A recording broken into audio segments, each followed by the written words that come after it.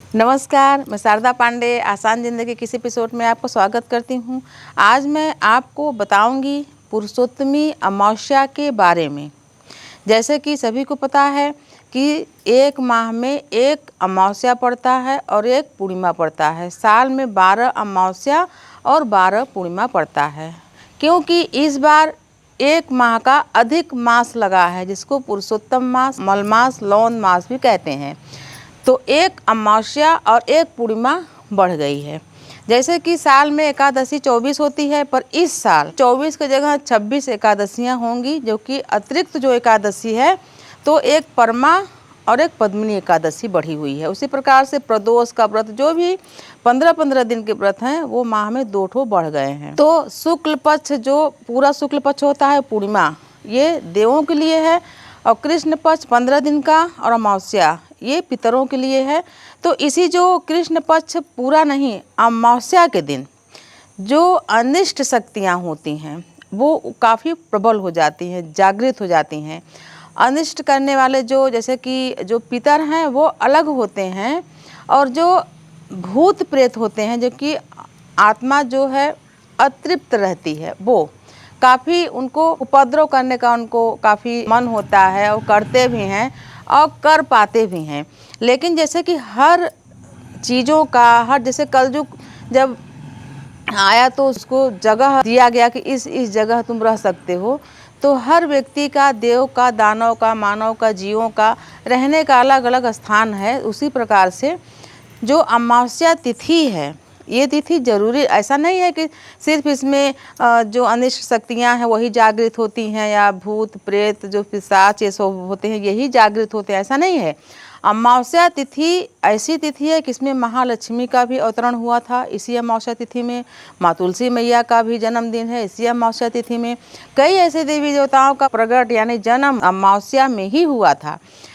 लेकिन जो हमारे देव शक्तियाँ हैं, जो देवी शक्तियाँ हैं, महाशक्तियाँ हैं, ये काफ़ी, इनके ऊपर कोई ऐसे जो मैं बता रही हूँ कि जो अनिष्ट शक्तियाँ जागृत होती हैं तो इनका क्या बिगाड़ेंगी, इनका नहीं। जैसे कि कहा जाता है कि जो कमज़ोर होते हैं उनको रोग ज़्यादा सताता है, उसी प्रकार से कमज़ोर यानी कि जो खान पान होता है, जहाँ का हम जहाँ रह रहे हैं वहाँ का जो वातावरण है, माहौल है, वो कैसा है, हमारे अंदर जो खाया हुआ चीज़ है वो कैसा है। अगर ये सब चीज़ें बेकार की होती हैं तो उन्हीं पर अटैक होता है। यानी जो ये अनिष्ट शक्तियाँ होती हैं, भूत प्रेत पिशाच, जो जीव ऐसे अनिष्ट होते हैं, इन्हीं के ऊपर ज़्यादा बुरा प्रभाव डालते हैं, इन्हीं के मनो मस्तिष्क को कमज़ोर करते हैं। तो मैं आपको बताऊंगी कि इनसे बचने के लिए आपको क्या करना है। तो इस बार 13 अमावस्या पड़ा हुआ है, मलमास के कारण पड़ा हुआ है।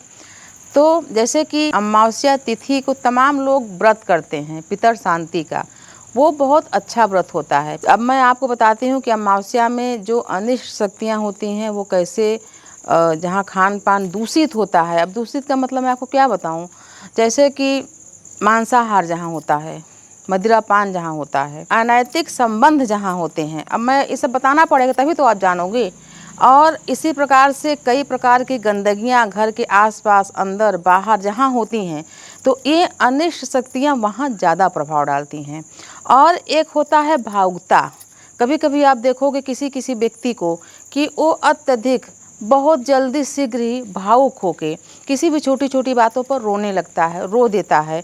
तो ये जो भावुकता होती है, ये जो व्यक्ति भावुक होता है वो अपने आप को ही नुकसान पहुंचा लेता है। कभी कभी क्या होता है, कोई छोटी सी बात बोला, भावुकता में आके अपने आप को नुकसान पहुंचा लिया। ये नुकसान वो तभी, मतलब लगभग ये जो अमावस्या तिथि या ये सब तिथियाँ होती हैं, इसमें ज़्यादा प्रभाव उस भावुक व्यक्ति के ऊपर पड़ता है कि अपने आप को कुछ नुकसान पहुंचा लिया। तो ये जो अत्यधिक जो भावुक लोग होते हैं, ये भी एक दोष माना जाता है, ये अच्छी बात नहीं मानी जाती है। भावुकता में बह के कुछ भी कर दिए, अपने प्रॉपर्टी किसी के नाम कर दिए, कुछ भी संकल्प ले लिए, बाद में नहीं कर पाए, तो भावुकता में बह के कभी भी कोई कार्य नहीं करना चाहिए। ये एक दोष है, इस दोष से आपको बचना चाहिए। अपने मन को मजबूत करके किसी के सामने फट से रो नहीं देना चाहिए, किसी के सामने फट से किसी को बहुत दया दिखा के कुछ अपना प्रॉपर्टी दे नहीं देना चाहिए। कुछ भी चीज़ हुआ कि हाँ लो मैं इसको कर दूंगा, बाद में पछताते हैं हाथ मल के। तो भावुकता भी दोषपूर्ण एक ऐसी चीज़ है जिसको आपको दूर रखना चाहिए, इन चीज़ों से बचना चाहिए, अपने आप को नुकसान नहीं पहुंचाना चाहिए। कोई कुछ कह दिया, बोल दिया, लांछन लगा दिया, गाली दे दिया तो फट से आप नाराज़ मत हो जाए। आपका जो स्वभाव है आपको सब जानते हैं, किसी के कहने से आप अपने आप को कोई नुकसान ना पहुंचाए। तो मैं आपको बता रही हूँ कि अमावस्या एक ऐसी तिथि है कि सिर्फ इसमें अनिष्ट शक्तियाँ ही नहीं जागृत होती हैं।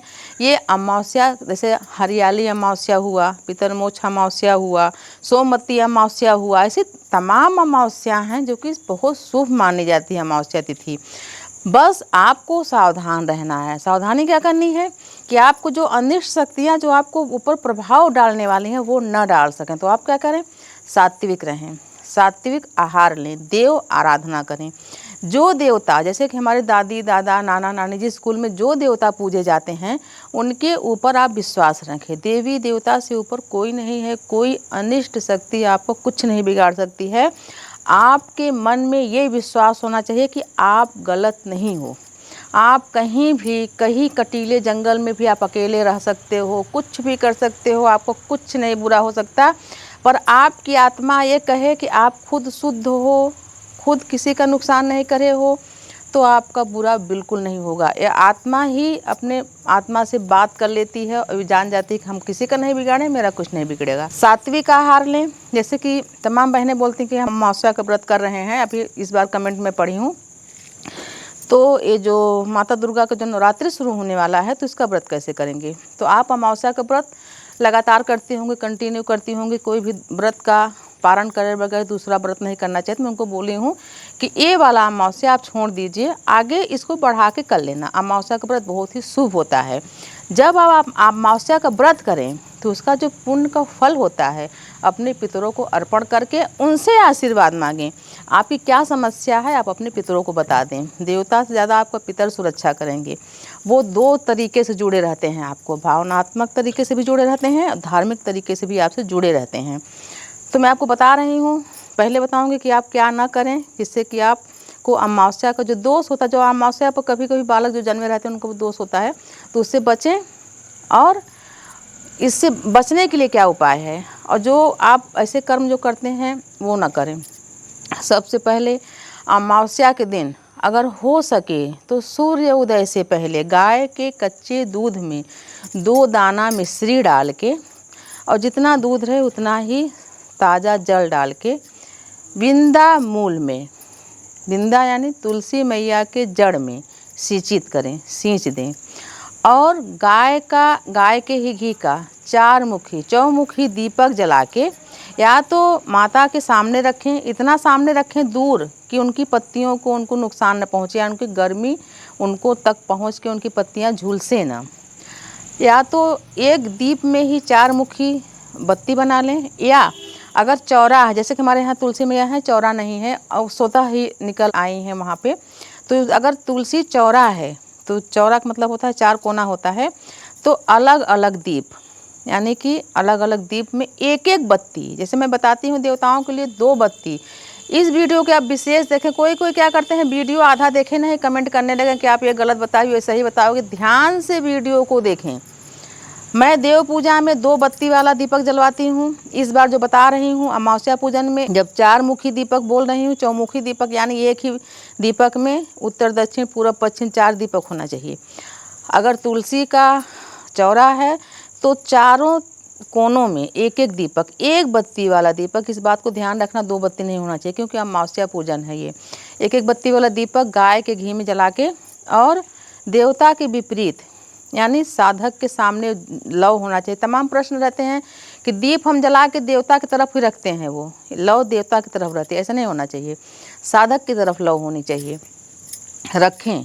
और दीपक जो आप जलाओगे दीप, उसको जलाने के बाद और तुलसी का दूध से सींचने के बाद परिक्रमा कर लें। अगर हो सके तो 15 परिक्रमा, नहीं तो 3 परिक्रमा करके, और तुलसी का पत्र पहले से, जैसे कि तुलसी का पत्र 11 दिन तक बासी नहीं होता, पहले से तोड़ के रखे रहें। अगर ये क्रिया आप सुबह नहीं कर पाएँ तो शाम को करें। जो क्रिया मैं आपको बता रही हूँ संध्या के समय करें। तुलसी का पत्ती पहले से तोड़ें और अमावस्या के दिन, ये सब मैं आपको बचाव के लिए बता रही हूँ। ध्यान से सुने, वीडियो को ध्यान से देखें। ये मनोरंजन के लिए नहीं, आपके बचाव के लिए वीडियो है। कोई गाना मनोरंजन होता तो आधा देख के छोड़ दिए, टीवी देख रहे हो इसको भी सुन लिए, नहीं, ध्यानपूर्वक सुनो, उपाय सही से करो। अमावस्या के दिन जौ का रोटी बनाएं, तरोई की सब्जी काली मिर्च डाल के बनाएं। विशेष जो बता रहे हैं उपाय, काली मिर्च डाल के बनाएं। जौ के रोटी और तरोई की सब्जी का भोग पहले पितरों को लगा दें।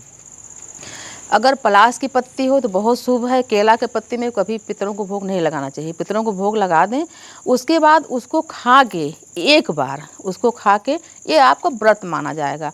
जौ नहीं, जैसे जौ का आटा मान लो आपको बाज़ार में उपलब्ध हो जाएगा, अगर नहीं है तो जौ मंगा के मिक्सी में भी पीस के, आपको थोड़ा सा, अगर घर में पीसोगे तो ज़्यादा महीन नहीं होता, थोड़ा मोटा ही रहेगा, उसका आप रोटी घर में बना सकते हैं। रोटी बनाएं, पितर को भोग लगाएं। पलाश का पत्ती नहीं है तो कभी भी लोहे के प्लेट वगैरह में या स्टील के प्लेट में भोग मत लगाएं, और किसी कांसे ओसे के बर्तन में, और विशेषकर चांदी का बर्तन बहुत अच्छा होता है, उसमें भोग लगा के, अब बोलेंगे भोग लगाने के बाद उसको क्या करें, उसको गाय को खिला दें।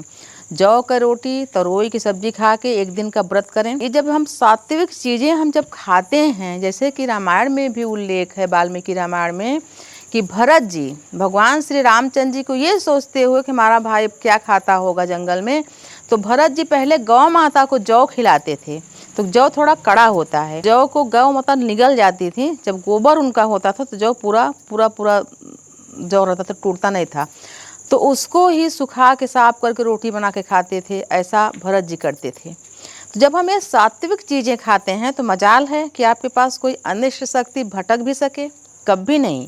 जब हम तमाम ये सब चीज़ों का, मांसाहार, मदिरापान और तमाम चीज़ें, अनैतिक संबंध, जब ये सब चीज़ें हो जाती हैं तो वहाँ कोई भी अरुआ धरुआ कोई भी आके आपको दबाता है, मानसिक प्रताड़ना करता है, आसपास आपको भय लगता है, डर लगता है बेमतलब का। मजाल है आपके पास अगर ऐसे सब चीज़ें करें तो आपके पास कोई भटक भी सके, कोई भी नहीं। बड़े बड़े जंगलों में साधु संत घूमते रहते हैं, उनको कोई अनिष्ट शक्तियाँ कुछ भी नहीं बिगाड़ सकती हैं। मैं आपको बता रही हूँ कि आपको अमावस्या में बचाव के लिए आप क्या करें, एक दिन का ये व्रत करके इसको करें, और एक पत्ता तुलसी का पितरों को भोग में भी डालें और खुद भी ग्रहण करें। उसके बाद जैसे कि अभी मतलब अमावस्या के बाद नवरात्रि शुरू होता है, इस बार क्या है अधिक मास चल रहा है, तो जो भी साफ़ सफाई है आप पहले भी कर चुके होंगे, जो भी दान होता है वो होता है, सब चीज़ें पहले भी हो चुकी रहती हैं, तो इस बार का ज़्यादा झंझट नहीं है। कभी कभी तो ग्रहण भी लग जाता है, अमावस्या के दिन चंद्र ग्रहण लग जाता है, कुछ भी, तो काफ़ी सूदक उदक में काफ़ी दिक्कत हो जाती हैं, तो ये सब चीज़ें इस बार नहीं हैं। तो आप कभी भी खरीदारी कर सकते हैं, जौ को एक दिन पहले भी को जो ज्वार वगैरह लगाते हैं सब कुछ कर सकते हैं। तो मैं आपको बता रही हूँ अमावस्या के लिए, अमावस्या तिथि सिर्फ कहते हैं कि अमावस्या के दिन बच्चे जो जन्म लेते हैं वो अच्छे नहीं होते। मैं बता रही हूँ कि अमावस्या के दिन देवी देवताओं का भी जन्म हुआ है, महालक्ष्मी से बढ़ के कौन है, महालक्ष्मी का जन्म हुआ है। तो बस आपको सावधान रहना है, आपको अपने बचाव के लिए क्या करना है वो मैं आपको बता रही हूँ। उसके अलावा अगर काली गाय मिल जाए तो काली गाय को क्या करते हैं, जैसे मान लीजिए जैसे हम लोग रोटी देना है अमावस्या को देते हैं, तो हम तो गाय पाले नहीं हैं, रोड में या गली में मिल जाती हैं तो उनको देना पड़ता है। तो मैं ये नहीं कर सकती कि मैं रात को दूँ, उपाय यही है कि रात को देना है, ठीक है। जैसे मैं सब उपाय को दिन को बताती हूँ, तो अगर आप यहाँ गाय है तो ठीक है, और नहीं तो आप दिन को भी काली गाय को, जैसे गाय मिल जाए तो आप रोटी बनाएं। जौ की रोटी नहीं होती तो गेहूं की रोटी, कभी कभी हम लोग जब भी गेहूं पिसाते हैं तो उसमें चना डालते हैं, काला चना, तो अगर काला चना डाला हुआ गेहूं हमारे यहाँ हमेशा रहता है कि रोटी बनाएं आप, और रोटी बनाने के बाद 7 या 5 रोटी बनाएं, और सभी रोटियों पर थोड़ा थोड़ा गुड़ रख के और अलग अलग करके, मतलब एक एक बार करके उसको गाय को 7 या 5 बार खिलाएं। तो शाम को नहीं हो सकता तो जब भी मिल जाए आप उनको खिलाएं। ये भी चीज़ें बहुत, गाय माता में बहुत सारे देवी देवताओं का वास रहता है। उनके दूध से भगवान जो भोलेनाथ जी हैं, उनको जब उनके कंठ में ये पिए थे हलाहल, तो गौ माता के दूध से उनको बहुत ही ठंडी और बहुत ही उनको शांति मिलती है। तो देवी देवता भी गाय के दूध से तृप्ति पाते हैं। तो गाय को अगर हम संतुष्ट करते हैं, विशेषकर अमावस्या पर, तमाम पर्वों पर, तो काफ़ी अनिष्ट जो होती हैं शक्तियाँ वो दूर ही रहती हैं हमसे। तो ये भी आप क्रिया कर सकते हैं बचाव के लिए। कभी भी चिंता, कभी कभी बहुत सारे लोग ऐसे होते हैं कि अत्यधिक चिंता करते रहते हैं, मायूस रहते हैं, भयभीत रहते हैं कि आगे क्या होगा। आगे आपके सोचने से, आपके कुछ कहने से या करने से कुछ नहीं, आगे जो होना है वो होगा। अगर हम अपने कर्मों को अच्छा रखें तो कम से कम अपने कर्म को हम या कोई और दोष नहीं दे पाएगा कि तुम्हारा तो कर्म ही ऐसे था। मैं खुद कहूँ कि हमारा तो कर्म ही ऐसे था, ऐसे नहीं। हम ये कह सकते हैं कि हम तो अपने तरीके से अच्छा किए, लेकिन अब किसी जन्म का ऐसा रहा होगा कि ऐसा हुआ, वो अलग बात है। चिंता बिल्कुल न करें, भगवान का चिंतन करें, ध्यान करें, ध्यान में मगन रहें कि ये कल क्या होगा, वो कैसे कर देगा। कुछ नहीं होगा, सब कुछ अच्छा होगा। ये सब भी दोषपूर्ण एक स्वभाव होता है। चिंता करना, किसी से द्वेष करना, किसी की उन्नति पर जलन करना, ये सब स्वभावों से मुक्ति पाना चाहिए। संकल्प लेना चाहिए कि हमको जो मिलना है वो हमको मिलेगा, कोई रोक नहीं सकता। अगले को जो मिलना है उसको मिल रहा है, उसके कर्मों से, उसका भी कोई रोक नहीं सकता। आपके द्वेष करने से, जलन करने से, चिंता करने से कुछ नहीं होगा। तो ये सब दोष हैं, इनकी निवृत्ति कर देना चाहिए, इनको समाप्त कर देना चाहिए, इनसे लगाव नहीं रखना चाहिए। हमेशा प्रसन्न रहने का प्रयास करना चाहिए। जीवन जो मिला है, आजकल का जो जीवन, अभी का जो जीवन है, जो हमारे दादी दादा लोग 80-85 साल जी के मरे, फिर हमारे पिताजी लोग 70-75 में चले गए, फिर भाई लोग 60 में 50 में चले गए। तो जीवन का जो जीने का ढंग है वो बदलने की वजह से जो भी है कलयुग का प्रभाव, जीवन जो जीने का समय है वो भी कम होता जा रहा है। तो जो इतना जीवन मिला है, सुख से शांति से जिएं और दूसरे को भी सुख शांति से जीने दें। मैं आपको बता रही हूँ कि अमावस्या में आप क्या करें क्या ना करें, जिससे आप भी और आपके आसपास वाले भी सुखी, समृद्ध और स्वस्थ रहें। मैं कई बार बताई हूँ कि कुछ ऐसी तिथियाँ हैं, तिथि विशेष, जो कि दूसरे के यहाँ जाके भोजन ग्रहण नहीं करना चाहिए। उस दिन दान का महत्व रहता है, दान करना चाहिए। किसी को आशीर्वाद दे सकते हैं, पर अमावस्या के दिन, अमावस्या तिथि पर किसी के यहाँ विशेष कर भोजन करने नहीं जाना चाहिए, यानी कि दान के स्वरूप में। वैसे आप जा सकते हैं, किसी का कुछ भी कार्यक्रम है तो उसमें जा सकते हैं। और जो गरीब होते हैं, जो अनाथ होते हैं, उनको हमेशा खाने पीने की, जो पहनने ओढ़ने की जो वस्तुएं होती हैं, वो हीरा मोती सोना चांदी से काफ़ी महत्वपूर्ण होते हैं, क्योंकि ये बेसिक चीज़ें हैं, इनकी आवश्यकता उनको है तो उनको देना चाहिए। तो ये सोना चांदी, हीरा मोती बड़े बड़े जो मंदिरों में दान देते हैं, उससे बढ़ के आपको पुण्य प्राप्त होती है। ज़रूरतमंद, यानी जिनको खुद की ज़रूरत है भूख मिटाने के लिए, उनको ठंडी लग रही है तो उनको कुछ वस्त्र दे दिए, बीमार है तो कुछ दवाइयाँ दे दिए, तो हीरा मोती सोना चांदी से बढ़ के ये दान है। तो मैं आपको बताई हूँ कि अमावस्या पर अब क्या करें। आप सभी को मैं बोलती हूँ कि सात्विक भोजन करें। तो कई बहनें बोलती हैं हम घास घूस खाने के लिए पैदा नहीं हुए हैं, तो वो उनका वो है, आप कर सकते हैं, पर सात्विक भोजन करें। घर को बिल्कुल साफ़ सुथरा रखें, मन को बिल्कुल साफ़ सुथरा रखें। और ऐसे ही वीडियो आगे भी मैं आपको देती रहूँगी। आप सभी हमारे साथ बने रहें, देखते रहें आसान ज़िंदगी। तब तक के लिए नमस्कार।